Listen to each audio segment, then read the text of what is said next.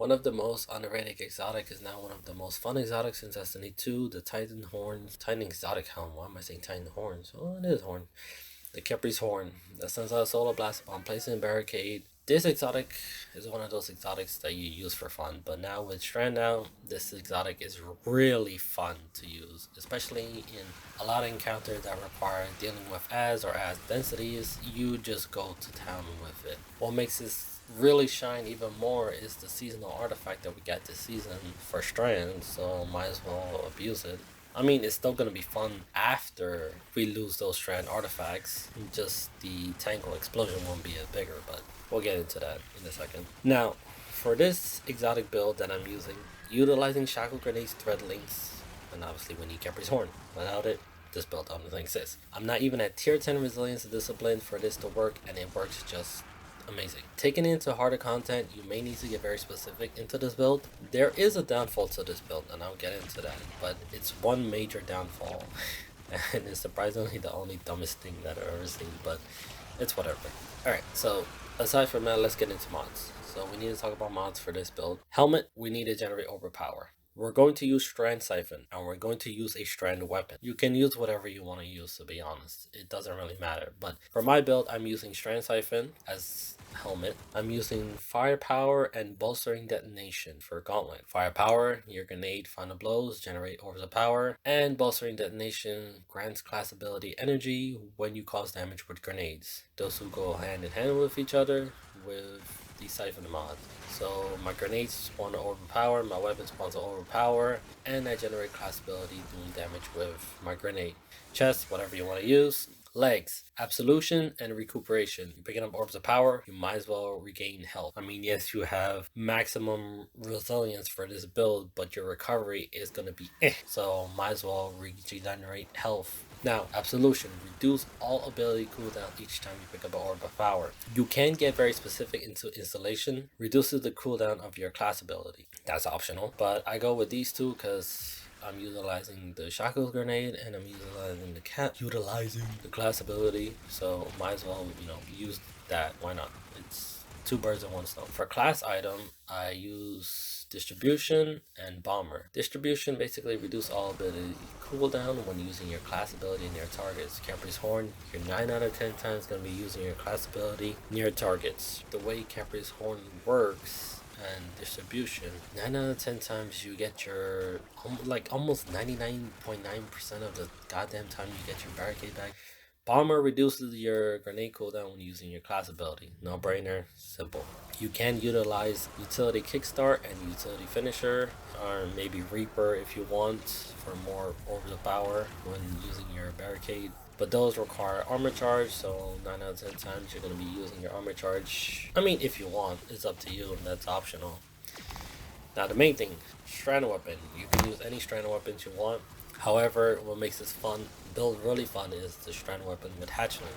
I use Synchronicity Roulette from Terminal Overload. I managed to snag a few, but I got a Pulse Monitor hatchling build. Let me talk some artifact mods that we need for this. Untangler, Allied, Unraveling, and Threaded Blast. Now with Untangler, destroying a tangle with a strand weapon, suspend targets damaged by the explosion. Threaded Blast, destroying a tangle with a strand weapon to create a larger and more damaging explosion. So you just have an AoE detonation going off here while AoE BDSMing all these ads. It's really fun. Now, with rapid final blows where strand weapons grant your weapons unraveling rounds with longer duration near allies.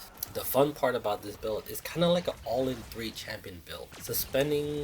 You suspend Unstoppable. Now I'm using Synchronicity Roulette with the Season Artifact, which is submachine guns and auto rifle. So I'm here doing Overload and Unstoppable, and if I get Unraveling rounds, Barrier Champions. So it's like an all-in-3 one anti-champion build at the same time.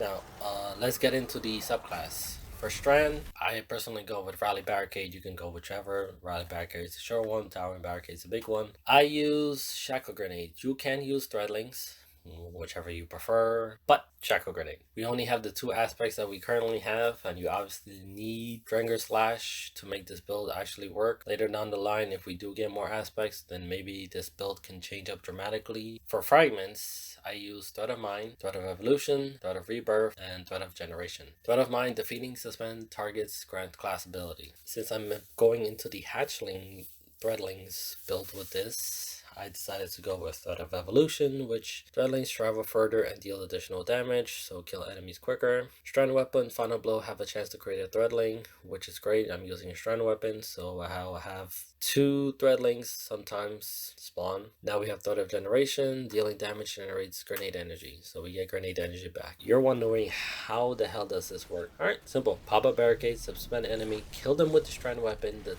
tangle will spawn. Sometimes the tangle will spawn while the solar blast from the Khepri's horn will kill the red bars, depending the difficulties.